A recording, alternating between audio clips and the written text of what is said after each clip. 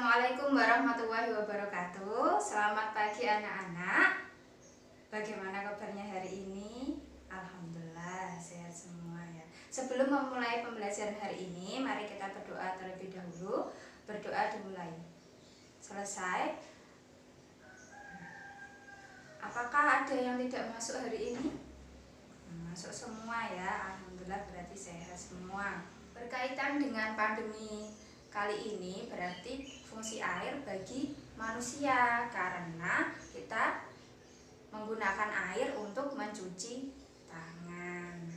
Sebelum memulai kegiatan diskusi hari ini, Ibu akan menjelaskan tujuan pembelajaran meningkatkan pemahaman konsep siswa tentang fungsi air bagi makhluk hidup melalui peta pikiran dengan menggunakan model guided inquiry. Pembelajaran kita hari ini kita akan melakukan observasi di luar kelas ya anak-anak.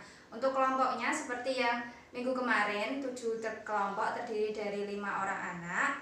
Kemudian kalian akan mengamati fungsi air bagi makhluk hidup. Yang pertama yaitu manusia, yang kedua yaitu hewan, yang ketiga tumbuhan. Nah, kalian akan mengumpulkan data tersebut dari lingkungan sekitar sekolah, pengamatan lingkungan sekitar sekolah, dituangkan atau dituliskan dalam bentuk peta pikiran. Nah, peta pikiran ini ada 2 contoh yang Ibu ambil. Sebenarnya isinya sama, hanya bentuk baganya yang berbeda dan jenis warnanya atau desain warnanya. Nah, nanti kalian bebas, tidak harus seperti ini, sekreatif mungkin.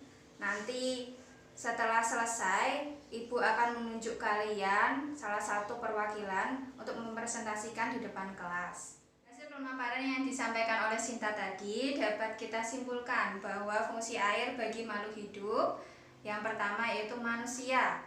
Manusia yang diperlukan untuk keperluan rumah tangga, yaitu bisa untuk minum, untuk mandi, untuk mencuci baju, untuk masak, dan lain-lain. Yang kedua, untuk keperluan industri bisa ya. Yang ketiga, untuk keperluan peternakan atau pertanian. Nah, kalau pertanian biasanya digunakan untuk mengairi sawah. Kalau peternakan biasanya digunakan untuk memberi minum hewan ternak. Betul Ali ya. Yang kedua yaitu fungsi air bagi hewan. Yang pertama yaitu sebagai tempat hidup hewan, yaitu tadi kan kalau di luar kelas contohnya sebagai tempat hidup ikan lele. Betul Sinta ya.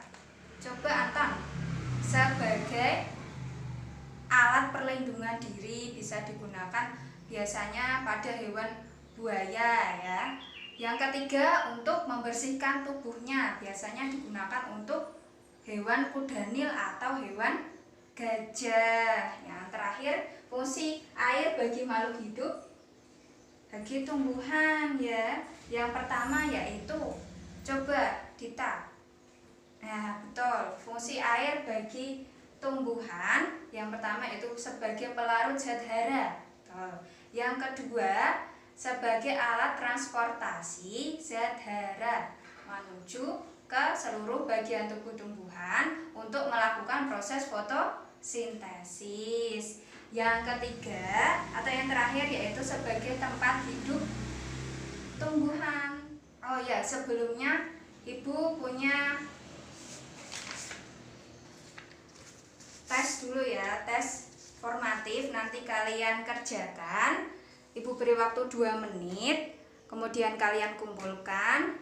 Jika nilainya nanti jelek, maka Ibu atau kurang bagus ya, maka Ibu akan mengadakan remedi. Kemudian jika nilainya bagus, maka Ibu akan mengadakan pengayaan. Yang terkait dengan pembelajaran hari ini, terutama harus selalu mencuci tangan agar badan kita selalu sehat dan dapat melaksanakan pembelajaran daring ya, karena walaupun anak-anak tidak masuk sekolah tetap harus belajar, karena nanti kalau tidak belajar akan ketinggalan pelajaran. Harus tetap semangat belajar ya anak-anak.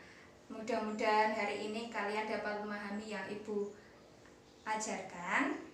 Sekian dari Ibu.